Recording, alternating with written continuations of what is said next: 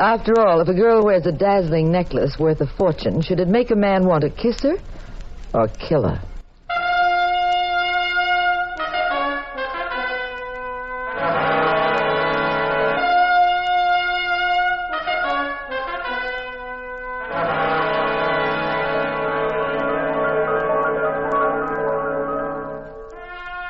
The National Broadcasting Company presents The Adventures of the Abbotts, starring Claudia Morgan and Les Damon as Pat and Jean Abbott, those popular characters of detective fiction created by Francis Crane.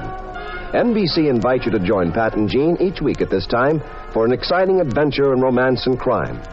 In our story tonight will be Miss Sherry Britton making her dramatic debut in radio. Now here is Claudia Morgan as Jean Abbott to set the stage for tonight's puzzle in murder. A story entitled The Fabulous Emerald Necklace.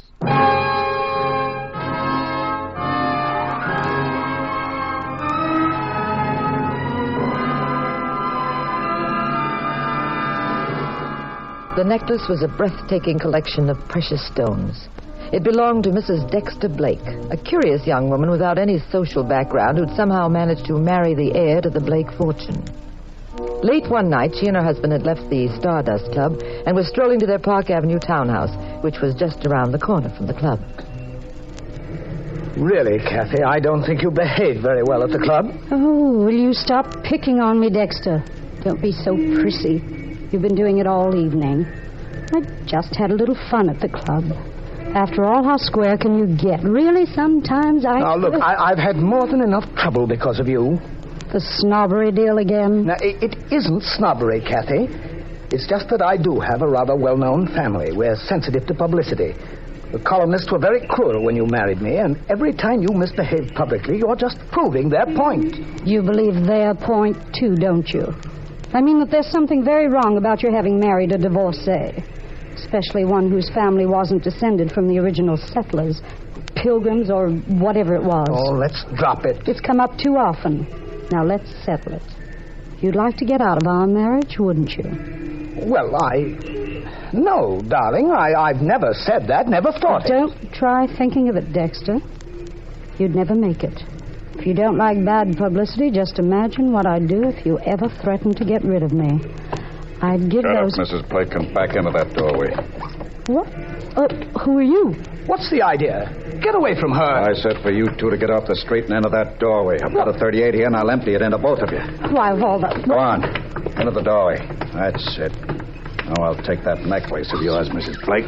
Cheap hoodlum. You think you can get away with this just because you're waving that gun? Why, That's it, Mrs. Blake. I'll take the necklace.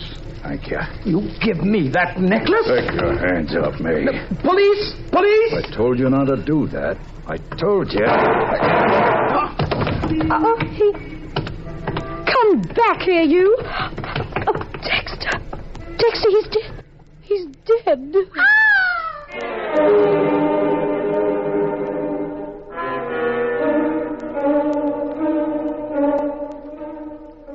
The jewel thief disappeared into the night, leaving Mrs. Dexter Blake hysterical beside the dead body of her husband. Pat and I had been home that night. All we knew about Kathy Blake was what we'd read in the gossip columns. But the next morning, Pat had been invited to the Sterling Insurance Company. He was in the office of a company executive, Frank Tracy. I sent for you, Mr. Abbott, because this case calls for a man of your caliber. We'll be glad to pay any reasonable fee, of course. Is this a reasonable case, Mr. Tracy? Well, frankly, it's rather difficult. That's why I'd rather you handle this case than any one of our routine investigators. Our company insured Mrs. Blake's necklace, Mr. Abbott. Mm-hmm. For how much? $200,000. Can Mrs. Blake describe the man who attacked him? Well, she's quite vague about it, but something very fascinating came to me in the mail this morning. Oh, what is it? A note from the killer. May I see it? Mm-hmm. You'll notice, of course, that it's been written very much like a ransom note in a kidnapping. No use of pens, pencils, or typewriter.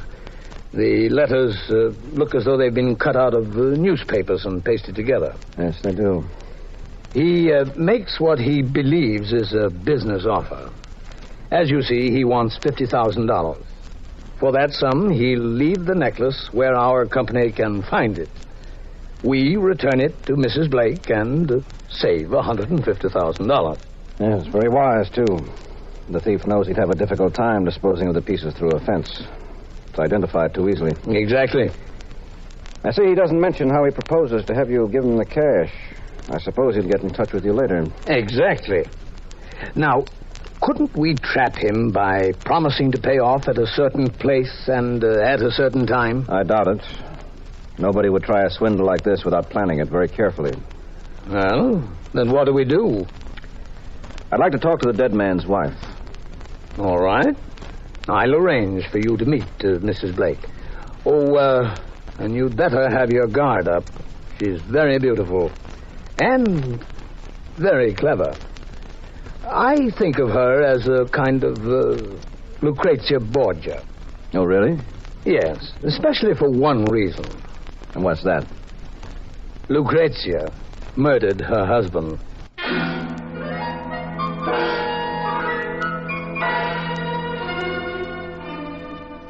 I was gallivanting around San Francisco buying play suits for the summer. A very innocent cherub indeed. And that husband of mine was closeted in a private office with Mrs. Dexter Blake. Mrs. Blake, you say you hardly saw this man who shot your husband? Well, it was very dark, Mr. Abbott. He pushed us away from the lamppost into the doorway. I could just see his shadow. How tall was the shadow? Average height. It's very difficult for me to be accurate. I was terribly excited. I didn't notice details. Well, if you couldn't see very well, you could hear. How about his voice?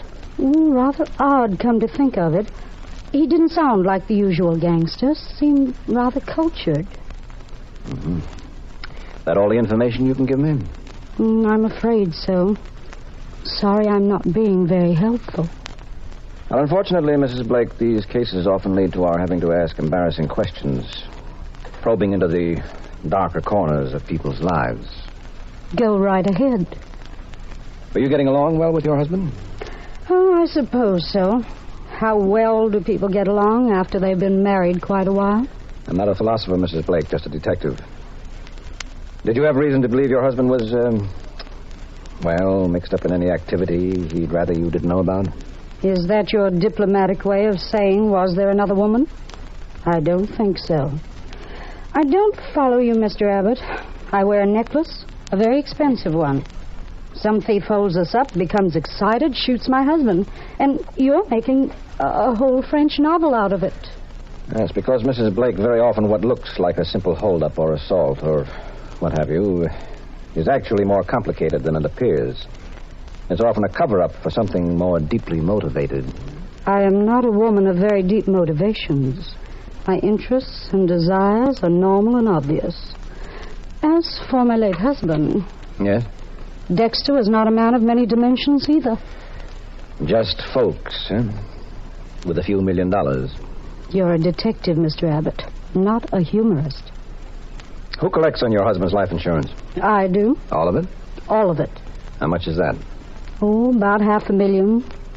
Do you also inherit all his property? Mm-hmm. It's worth another $1.5 million. Mm-hmm. Well, we were speaking of motives a while ago. You'll need an awfully good attorney to get you out of this. Why? I'm perfectly innocent. Well, I have an intuitive feeling about you, Mrs. Blake. Nothing too definite to support it. I think you didn't care very much for Dexter, but you had quite a passion for his checkbook. What of it? Well, for instance, you find yourself a mug. You make a deal with him. He holds you up, gets your $200,000 necklace as payment, and takes a potshot at Dexter. You're the helpless wife. Dexter's a very dead pigeon. You come into Dexter's money, the mug disappears with his $200,000. Very nice. I could have had anything I wanted from Dexter. Do you think I'd trade in a comfortable spot like that for the electric chair? Maybe. Lots of people try it. You're wasting your time, Mr. Abbott. Oh, really? Oh, not that I mind. Being questioned by a very handsome detective is so pleasant. You've changed the subject. Certainly. You're much more interesting. Married, Mr. Abbott? Mm-hmm. Oh, good.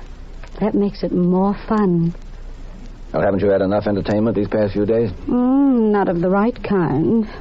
You wrote my phone number in your notebook. Will you call me? What for? Why, you amaze me, Mr. Abbott. Some men have to be told everything.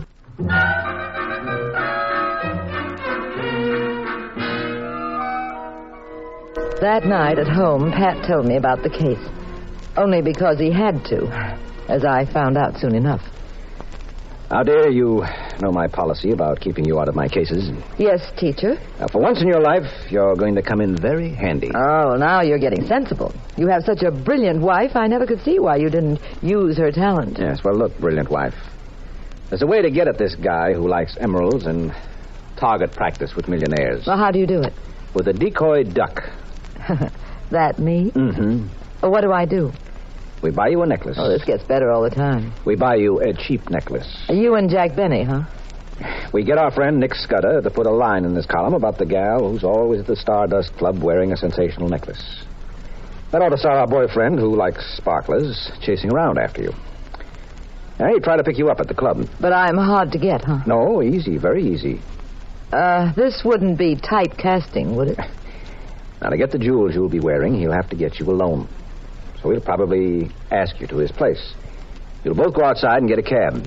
Pat Abbott, do you mean to say you're actually suggesting that I go to a nightclub, make a picture to kill her, and then take a taxi ride alone with him? Well, it'll be a special kind of cab. What's special about it? I'll be driving it. Sounds like quite a Halloween party. Well, it might not turn out to be so jolly, dear.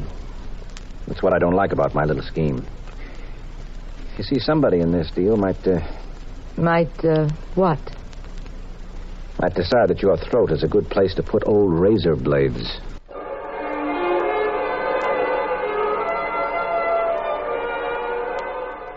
We bought a flashy-looking necklace. Nick Scudder plugged away in his column about, quote, the mysterious gal seen every night at the Stardust Club with a rock-studded horse collar that could pay the national debt, unquote. Outside the club a few nights later, Pat was at the wheel of a taxi. I was inside the club, sitting alone at the bar. A very oily-looking Joe came over to me, smiled, and, well, I knew this was our man. I fluttered my eyelids in the best Hollywood manner, and we were off to the races.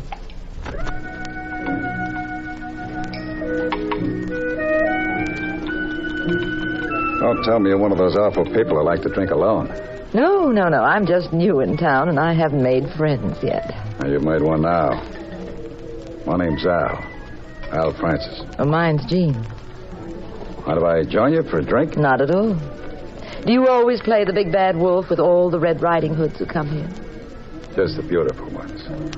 They fascinate me for more reasons than one. What do you mean? I'm psychic about them. Now, take you, for instance. I'll make a guess. I'd say you were married to a very wealthy man, much older than you are. You're sick of him. You're bored. You've come here for some excitement. Go on. That much was a guess. Now I'll tell you something I'm very sure of. You're looking for excitement, Lovely. You're shopping at the right counter.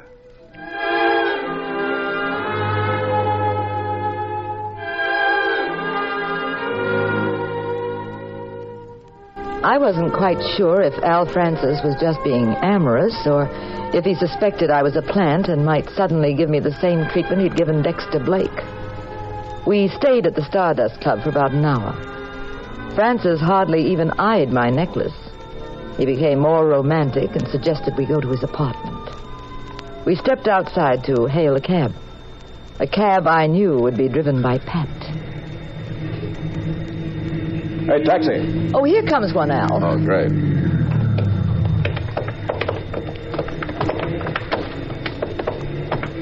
Go ahead, Gene. Step in. Where to, Doc? 1785, Bayside. Right.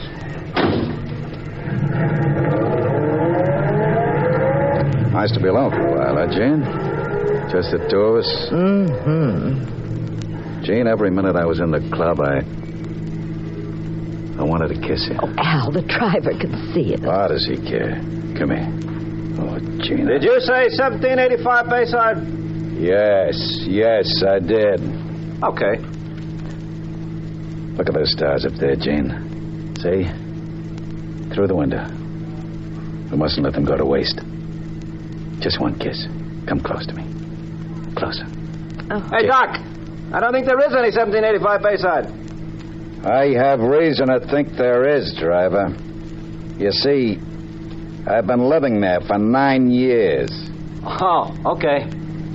Gene, honey, I never thought I'd be lucky enough to meet anyone like you. I always used to say to myself, deep in my heart, Al, I said... Hey, you think the Yankees got a chance this year?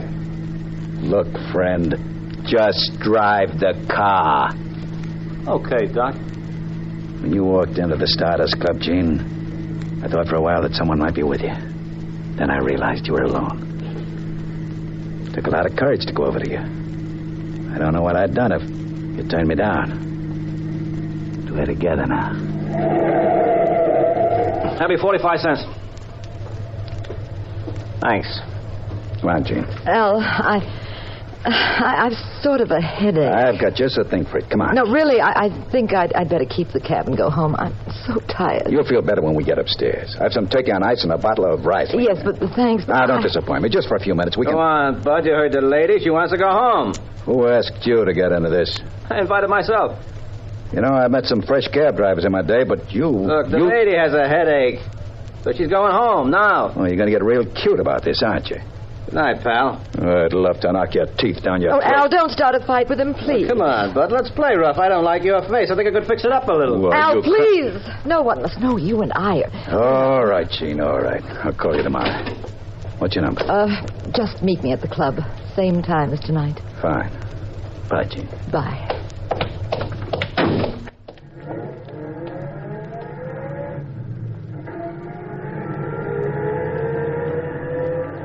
You're the most wonderful cab driver I've ever had, Pat. Oh, thank you, ma'am. Where to now? Just drive along the bay. But we don't live out this way. Yes, I know. But didn't you hear what the man said? We mustn't let those stars go to waste. Well, the fellow I borrowed the cab from is waiting. It's all right. Cab drivers understand things like that.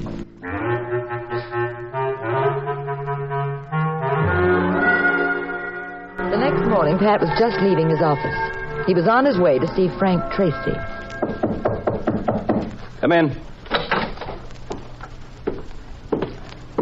Good morning, Mr. Abbott. Well, Mrs. Blake. Do you have a moment? I certainly... I've been wondering about what sort of progress you've been making. Have you found any clues to the identity of the man who killed my husband? Oh, I don't talk about my cases until they're cleared up. Oh, I think I have a right to know what you're doing. After all, I was married to Dexter. Frightened, Mrs. Blake? Why should I be? Afraid that what comes out in the wash won't be very pretty? Not in the least. I went to the trouble of looking into the details of your background, Mrs. Blake.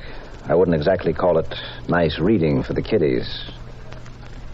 3 husbands. One of them had to go to Mexico for his health when the Justice Department cracked down on the chemical monopoly. Another husband of yours has been barred from every racetrack in the country. Then there was that party in Hollywood where you ducked a marijuana charge that might have meant 5 years in the clink. How did you get out of that one? Buy off the judge? Where'd you get all that information? I called up the answer man. Very funny. Shall I tell you why you really came here, Mrs. Blake? I want to know who killed my husband. You came here because the life insurance company is ready to ante up with a small fortune now. You're his beneficiary. You're afraid I could prevent that by coming up with evidence that you might have done the killing yourself. You want to make sure I'll stay out of the picture. You are going to stay out of the picture, Mr. Abbott. Well, I'll tell you the next step, too. Now comes the pearl-handled revolver in the pocketbook. When you get shot with one of those, you're just as dead as with the other kind. So help me if you stop me from collecting Dexter's life insurance. Threats are a dime a dozen to me, Mrs. Blake. They're part of my business. I collect them, like other people collect butterflies. Good afternoon, Mrs. Blake. Look, you 2-bit keyhole peeper. If you and your junior G-Man badge stand between me and a couple of $1 million, it wouldn't mean a thing to me to kill you. I've done a little investigating myself. Details about your background. You're mixed up in half a dozen cases where one of the suspects might knock you off at any time. And if you're ever found dead, my friend, it'd take the police forever to figure who did it. They'd get into a jigsaw puzzle that'd have them flipping. And I don't mind telling you about it this way either, because I also found out your office isn't tapped. Oh, it's very thoughtful of you. I think of everything. Like, for instance, down at the piers, there are men who would be only too glad to take care of you for me. I can buy your death, Pat Abbott. A man no one ever heard of, no connection with you, bumps you off. Disappears on a boat to heaven only knows where. I wonder if you're so upset with me because I might cost you the $2 million, or because I froze up when you made a play for me. Oh, it's the $2 million. And as for you, personally, I said good afternoon, Mrs. Blake, a long time ago. You're underestimating me, Mr. Abbott, and you may not live to regret it. Good afternoon, Mrs. Blake.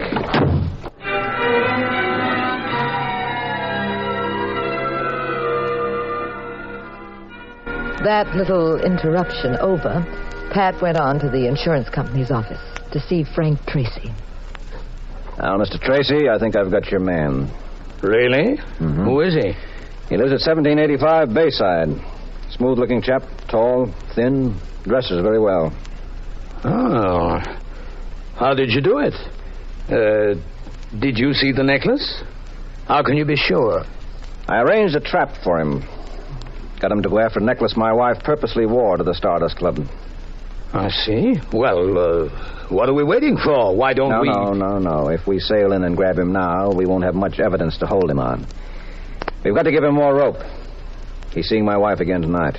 Is he connected with Kathy Blake, as I suspected? Well, that's hard to tell. But give me another 24 hours. I think we'll strike oil.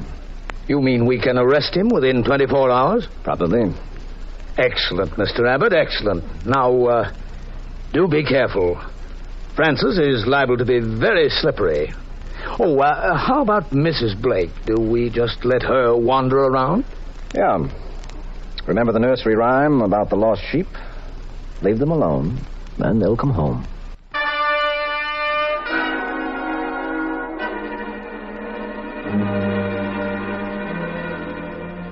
That night, I put on a very slinky evening gown. I was getting ready for another session at the club, but Pat stopped me. You're not going to the club, Jean. Oh, Pat Abbott, just because you're going to close in on Francis, you're getting the willies. You're afraid I'll be hurt. No, that's not the reason. Well, then what is it? Francis won't be at the club to see you. He's going to be late. Very late.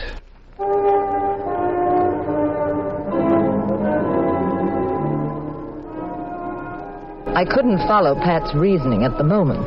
But, as I learned later, Francis was at home just then having a visitor.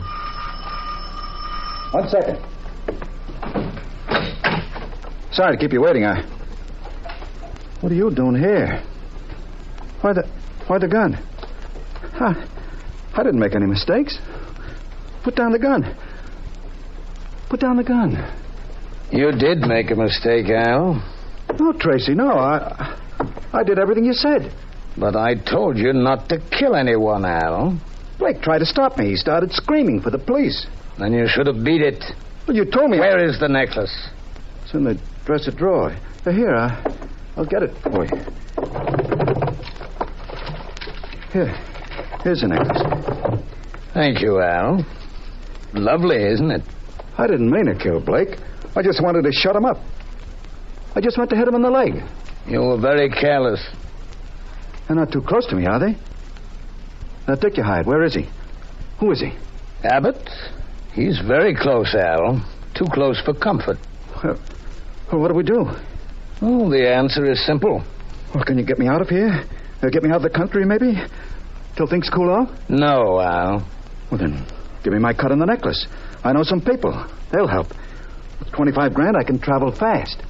You're not getting any money. Well, then what? It's terribly dangerous for me to have you alive, Al. You get rattled too easily. You might say something that would be very embarrassing. Well, now, wait, Tracy. Listen to me. I don't want to cut. I wouldn't sing to Abbott. I'll go away. That's all I want. I want to get away. You've got to let me.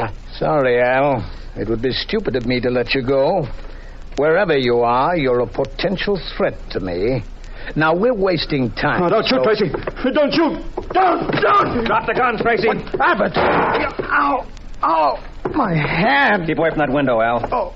I've got more bullets and I like playing rough, remember? You're the cab driver. That's right. I overheard your conversation, Tracy.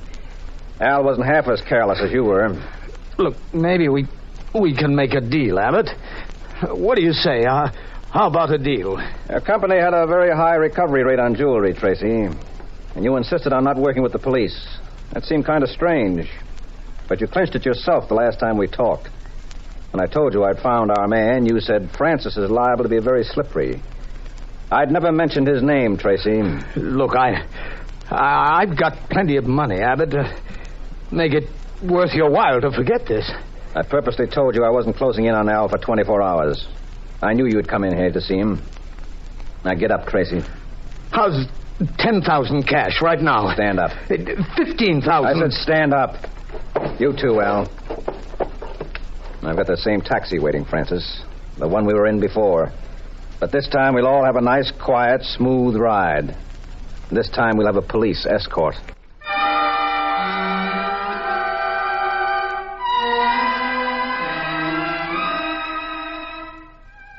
A few hours later, Pat had disposed of his two friends and had come home to his ever-loving wife.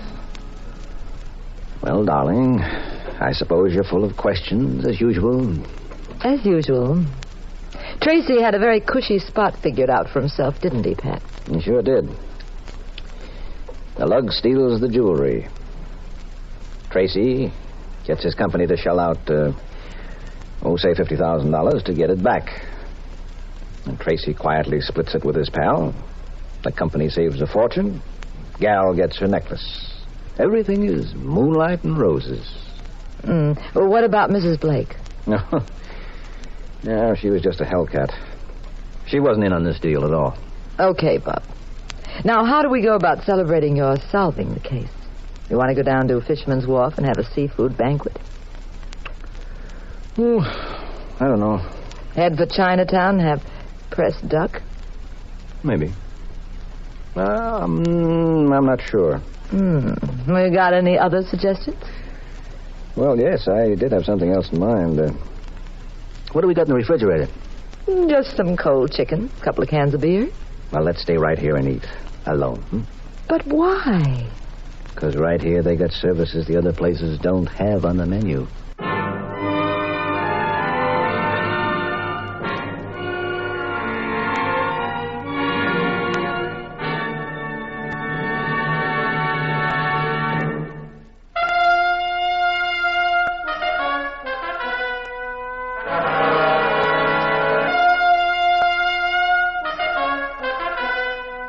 The National Broadcasting Company has presented The Adventures of the Abbotts, starring Claudia Morgan and Les Damon as those popular personalities of detective fiction, Pat and Jean Abbott, created by Francis Crane. In our story tonight, Miss Sherry Britton portrayed the role of Kathy Dexter. Others in the cast were Everett Sloan and Santos Ortega. The Adventures of the Abbotts was written by Howard Merrill. Original music composed and conducted by Dewey Bergman. Produced by Ted Lloyd and Bernard L. Schubert. Directed and recorded by Harry Frazee. And now this is Wayne Howell inviting you to join us next week, same time, same station, for another exciting adventure in crime with Pat and Jean in The Adventures of the Abbotts. This is the United States Armed Forces Radio and Television Service.